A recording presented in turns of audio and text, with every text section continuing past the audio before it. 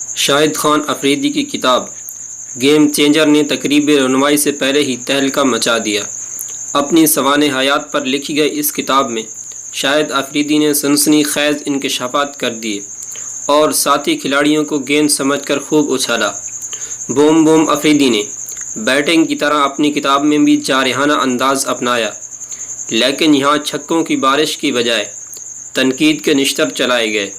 شاہد افریدی نے اپنی کتاب میں کہا ہے کہ وقار یونس اوس درجے کے کپتان اور خوفناک کوچ تھے۔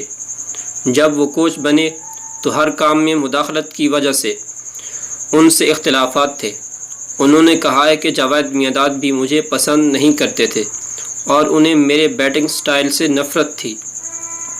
چنائے ٹیسٹ سے پہلے مجھے بیٹنگ پریکٹس نہ کرنے دی گئی۔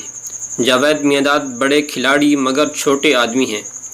انہوں نے مزید کہا کہ سلمان بٹ کو نائب کپتان اور شعیب ملک کو کپتان بنانے کا فیصلہ غلط تھا۔ شعیب ملک کان کے کچے اور غلط لوگوں سے مشورہ لیتے ہیں۔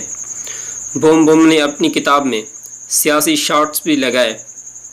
افریدی کا کہنا ہے کہ عمران خان نے کرپشن کے خلاف لڑائی کی۔ کیا ان کا اپنا گھر صاف ہے؟ کیا ان کی پارٹی پاکستان تحریک انصاف صاف ہے؟ آپ کا اپنا گھر صاف نہ ہو تو دوسروں پر چیختے اچھے نہیں لگتے۔ عمران خان کی ایمانداری پر کوئی شک نہیں، لیکن ان کی ٹیم سلیکشن مجھے پریشان کرتی ہے۔ شاہد افریدی کا کہنا ہے کہ نواز شریف نے بلے پر سٹکر لگانے کا پیغام بھجوایا تھا۔ آرمی چیف کی تعریف کرتے ہوئے افریدی کا کہنا ہے کہ کرکٹ پر وہ بہت سے کمنٹیٹر سے اچھا تجزیہ کرتے ہیں۔ اپنی کتاب میں کشمیر کا ذکر کرتے ہوئے انہوں نے کہا ہے کہ نہ ہی بھارت کا نہ ہی پاکستان کا، کشمیر کشمیریوں کا ہے۔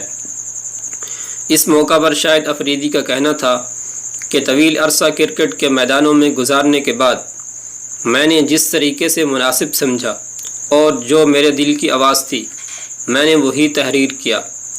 گیم چینجر کی تقریب رونمائی 4 مئی کو کراچی میں ہوگی۔ مکمل کتاب سامنے آنے پر یقیناً ایک پینڈورا باکس کھلے گا اور مزید انکشافات سامنے آئیں گے۔